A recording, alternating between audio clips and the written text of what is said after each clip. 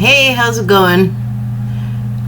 I pulled 2 cards to read for you, and actually the first thing I want to do is ask you to observe my signs.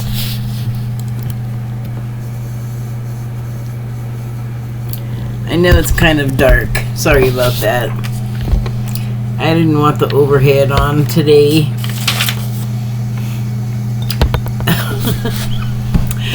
Depth perception issues. Okay, can you read everything more or less, if you're interested, I suppose? Well, that's gonna drive me crazy. I shouldn't let it, right? Get off of there, you... Okay, there. Now I feel better. Okay, so anyway, I pulled from the Shaman's Dream Oracle deck 1 card, number 61, Whale Song, and the subtitle is Resonance. And I do have a little something to say about the number, which if you add 6 and 1, that makes 7, and 7 is, what was the phrase I heard today? My association with it was already with like God and divinity, but there was a certain phrase, and I'm not going to remember it. I sure should have written it down. I'm blowing it. Maybe when I get to the, and I should make a note of this,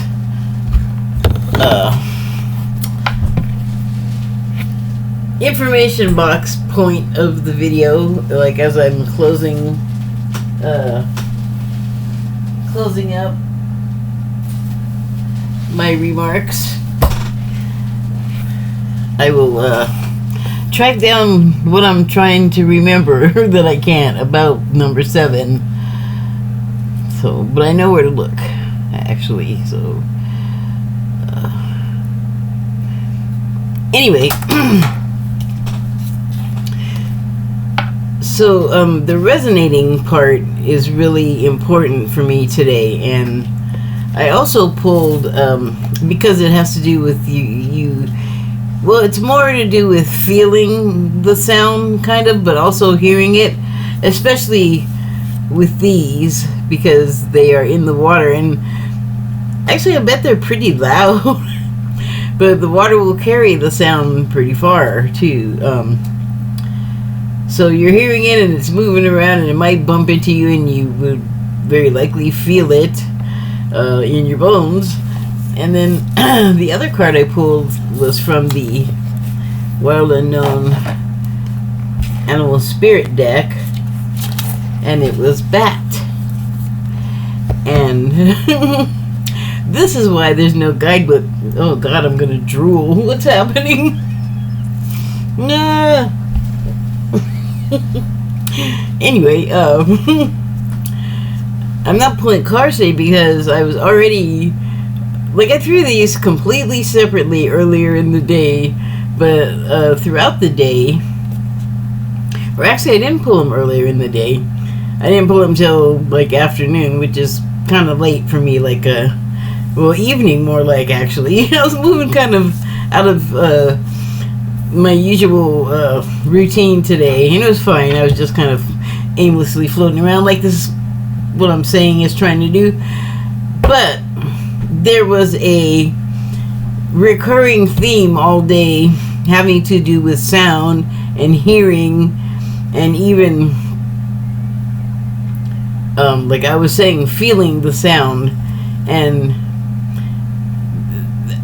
you know, I guess it does have to do with what I'm talking about, because it's something that I keep also seeing lately, like before today, and me making this connection right now, or maybe that's not true and I made the connection a long time ago. Why don't I say what I'm talking about? There used to be, in, I would think this was the 80s, a commercial on television for a product called the Bone Phone. And I think you wore it like a headphone situation, and it made contact with your skull behind your ears, I think is what was happening. And oh god, my cat's barfing. It's supposed to be like the most insane way to hear stuff, like so above and beyond like speakers and earphones and earbuds and cat yak. Anyway, let me see if he's okay. How you doing, buddy? Cool. He's sitting on the couch and throwing up. Yay! Well, anyway, the bone phone. And I was a kid, so I didn't really have money for stuff like that. And I don't... Since it was on one of those commercials that kind of came on in the middle of the night, I'm wondering how expensive it actually was. But to me, it seemed expensive. It probably was pretty cheap. So those went away, and then like drop in on now, and there's a product out there again, and I don't recall the name of it, but it also has commercials in kind of a like off the wall place, which is on YouTube, and there's plenty of commercials on there for brand name products and everything, but you'll also see like all of this sort of experimental, like sub Shark Tank type products that's probably sell a lot. Like what was the product with that Vince guy, the squeegee something or other towel thing, like that level of ads. So I don't remember the name of it, but it's all over YouTube, and it basically has that man on the street product test set up where some guy is somewhere and he's got the public walking by, and I'm not sure what's happening with it. You wear it somehow, but it's like the camera work is kind of fast and jerky, and I wonder if it's not on purpose so you can't get a good look at what's happening, but it's somewhere on your body you wear it. I would think your head, like ears, but since it's like a bone phone thing, it's probably not got a headphone thing happening. So I can't even really tell you what it looks like, but I get the idea, because like people will be standing there, they'll go, okay, the music's on, and the people will have like a really like physical and almost a violent reaction. Like they'll like give out a yelp and be all but much louder than what I just did. And from the very brief testimonials that they show, because ads are not long, the people do say like, oh, it's in my body, it makes you want to move, and I never felt anything like it, which is exactly what the bone phone people used to say. So it's funny that like I hadn't been thinking of that in particularly today, but every time I see that ad I think of what I just said. And then I pulled these cards, and today, like, sound, and that's what's been on my mind, like, all day. And the music I've been listening to, like, usually I'll have, like, I have a couple of YouTube mixes that it just makes from stuff that I have listened to over time. And I wish it wouldn't do that, because it'll stick stuff on a list of music, like, I'll put in an artist, and then I'll be all, yeah, I'm going to listen to so-and-so, and then you're like 1 or 2 or 4 songs in, and all of a sudden it's somebody completely else that's like not the same vibe, and it's like, what the? I mean, I may have chosen it one time, but if I put in like a name, that is who I want to hear. And I know I have to put in a specific album or song, but I may not necessarily know what album a certain song is on, and I could put on all the albums in order, but who knows how long I have to listen before what I wanted to hear in the first place comes on. The artist I'm thinking of, generally I don't really care if like what order any of the songs are in, unless I want to hear a specific one, because I like it all. So I mean, it's not like a real life problem. I don't know, space world problem. So anyway, back to the sound thing. So the bats, the way they hear is the echolocating, and I think that's very cool. And I think it's even cooler that like some deaf people do it. And I didn't even know about that until I saw a character doing it on, like, I think CSI Miami or something like that. And then it's that thing where you see the one thing once and then all of a sudden you notice, oh, it's been here everywhere the whole time. Like, I just had that, like, epiphany today where you see something and then you see it everywhere. You hear a name or meet someone with that name, and then everything everywhere is that name.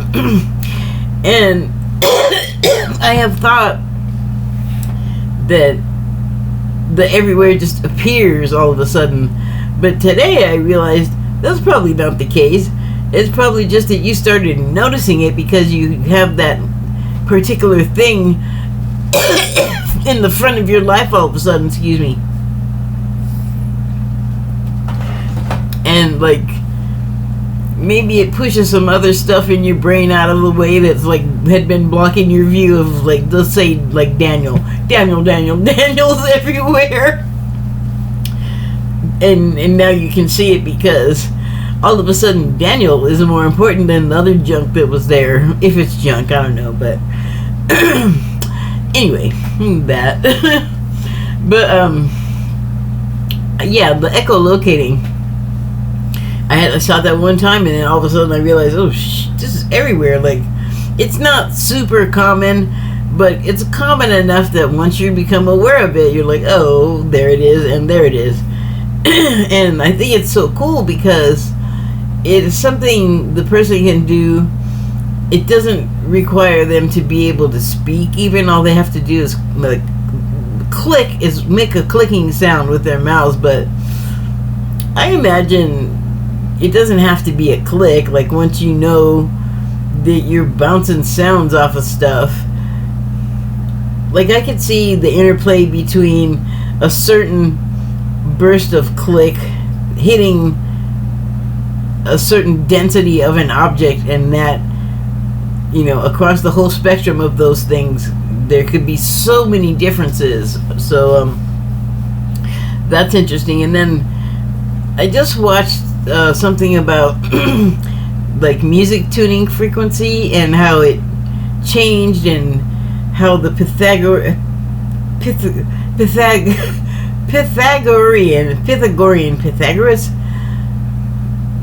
Pythagorean way of tuning, which would have been like the original tuning because he invented it and figured it out,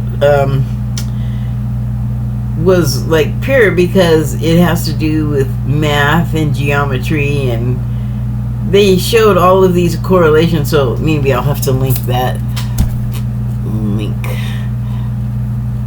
Pythagoras. Okay, that's wrong. Sorry. Video.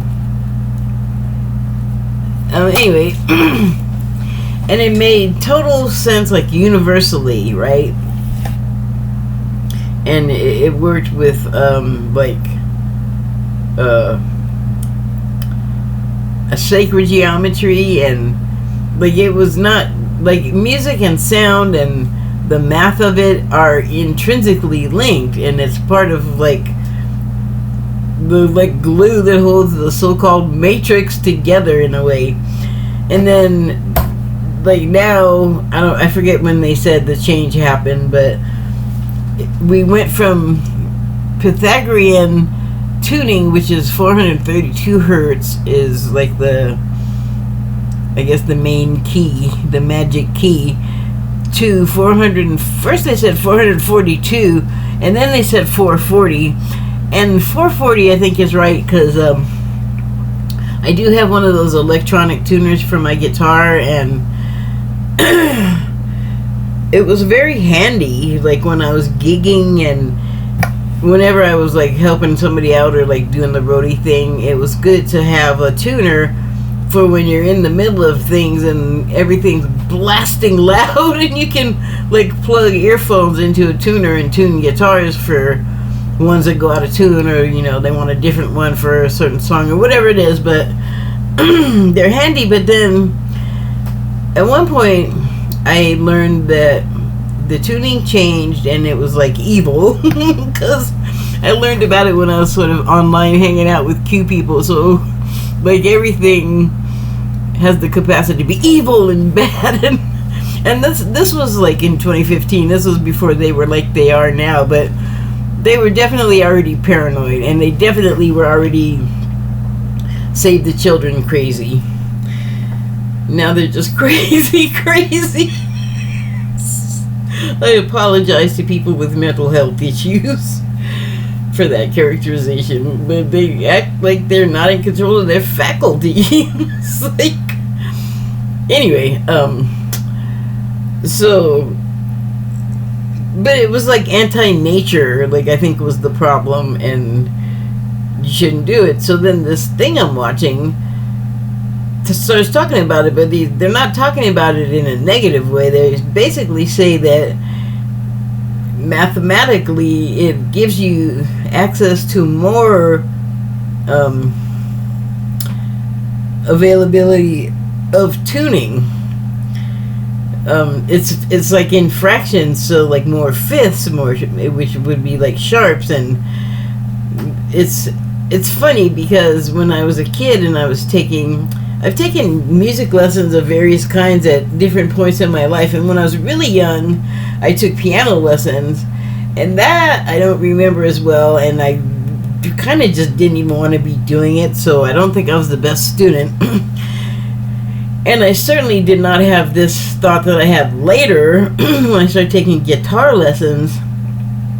And by that time I was like, wait, I mean, I think when I was playing piano I was a toddler still, so I had no particular musical taste to draw me in and want to reproduce any music like I did when I was in my teens. And I'd been listening to music for years, and the teacher said, well, what do you want to learn how to play? And I was like, I can learn how to play anything. And he was like, well, I mean, yeah, but not like anything within reason.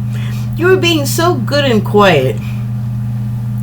Anyhow, I remember one day we were talking about some musician and piece of music, and I was like, this is math. This is just math. And he's like, he was great, this guy. But like that's totally like part of music. It is like I guess it's obvious, but I'm like the last one to catch up on obvious stuff sometimes. It's terrible. But the way this announcer was describing it, it wasn't like evil or unnatural even. It was just a different way of parsing out the music. But I still think probably the Pythagorean way was the most pure and least messing with our tuning way to have music. Because the thing about what the Q people had a problem with was that they changed it to like interfere with our like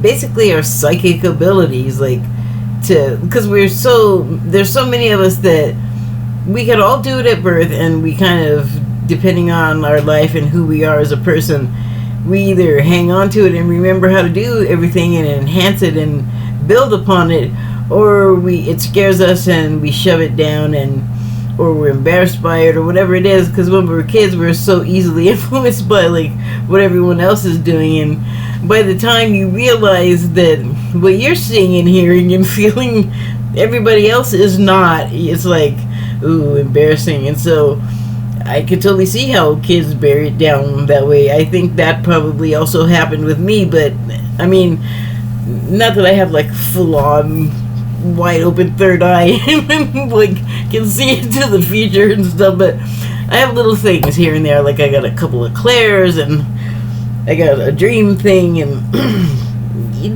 different stuff, and things come and go. Like all of a sudden I can do something and I'm like, whoa, that's never happened before, and then it never happens again. So I'm getting off the track of what I want to say, but whoa, how did that get so the echolocating and the sound.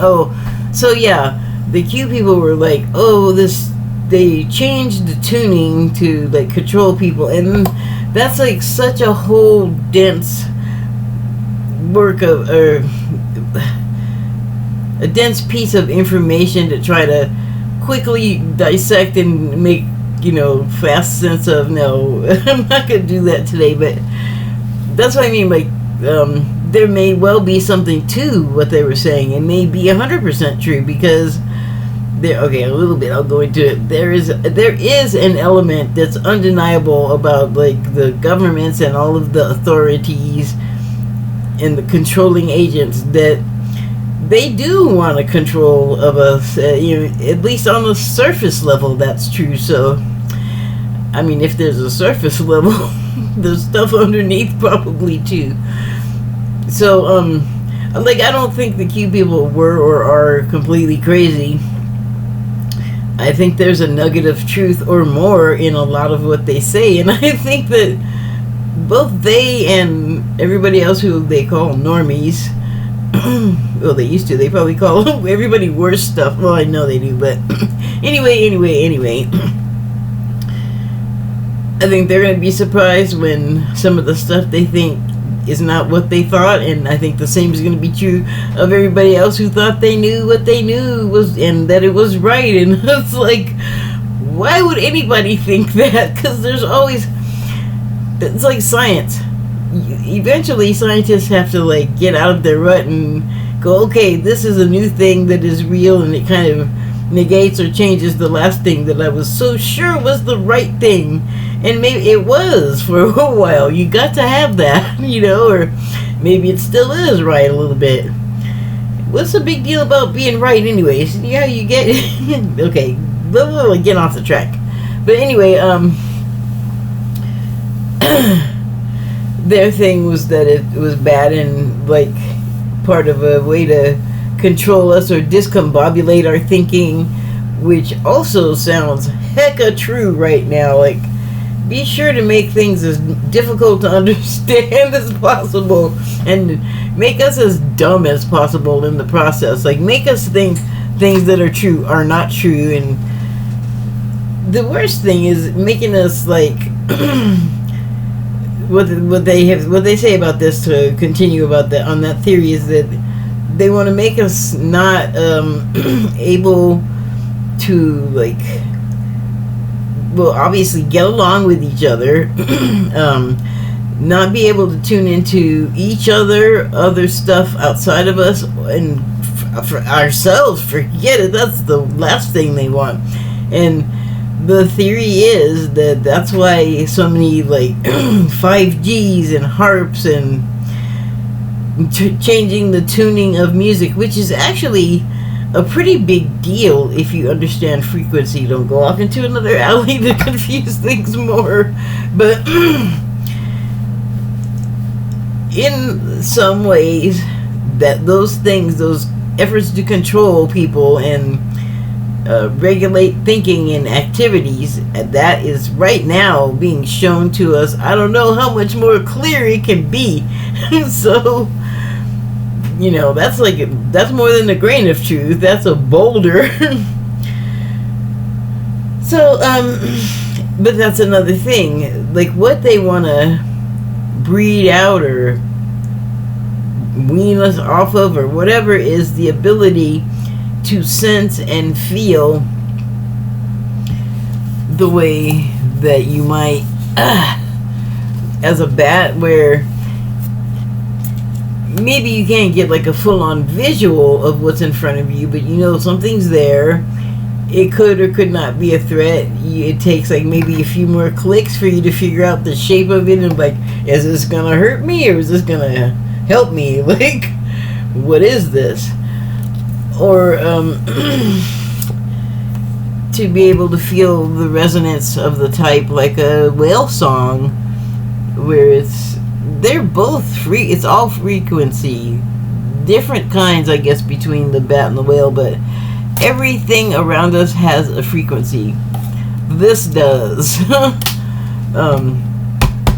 This does. You know, the cat does. Everything does. It's maybe more of that glue holding everything together. Everything having a frequency. So,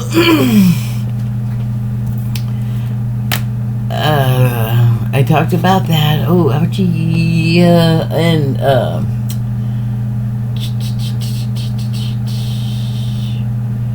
oh, yes.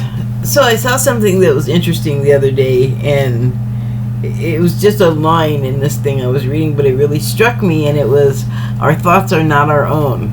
And I had been wondering about that, because I've been thinking a lot about what part of what I'm saying and doing, or writing in a piece, or whatever, wherever I'm writing something, well, how much of that is me, and how much of that is spiritual inspiration?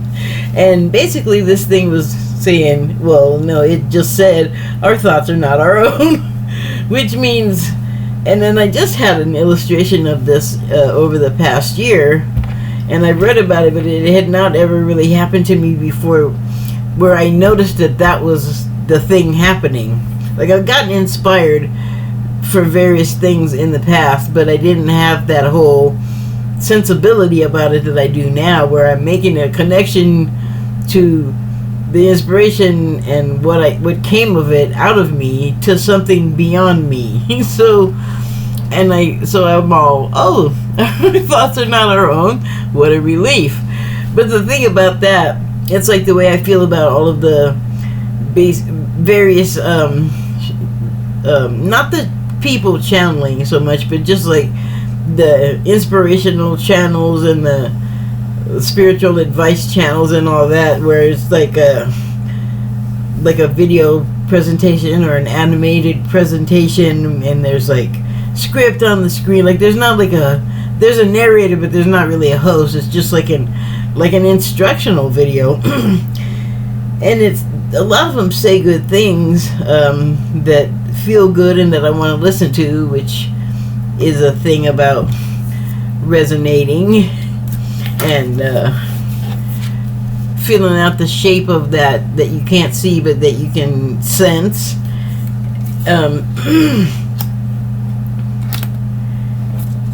Where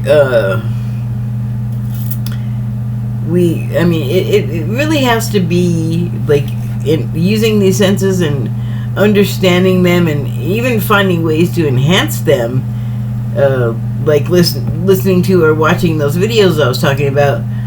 I think that's helpful, but you gotta like really feel out if it's a good thing for you, and that you can't really be told that. Someone can offer you the suggestion, but what is going to be, I think, paramount in the impending events that I was talking about yesterday that I feel like are coming, is that we will need the ability to sense and feel like, is this real or is this BS? Like, I feel like that's going to be so important. And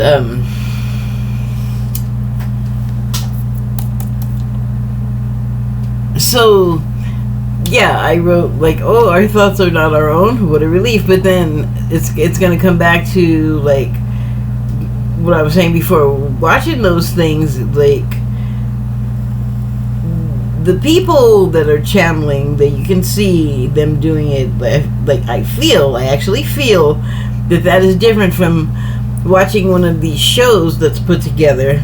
Like, not putting them down or anything, they often have good information, like I said, but the thing to remember is, just like what I'm saying is whatever whack job stuff I'm talking about is my own interpretation of what I like hear, learn, think, know, whatever. And you got to take that into consideration, that it's gonna color what you're looking at. I don't think there's such a thing as us being completely biased. I think if we could function after a lobotomy, then and make this kind of sense and still be valid and real, that would be something. I don't think we could do that. Like, I think that's the only way we could be unbiased, is if almost everything was shut off in our thinks. So yeah, grain of salt. That's all I'm saying. And I think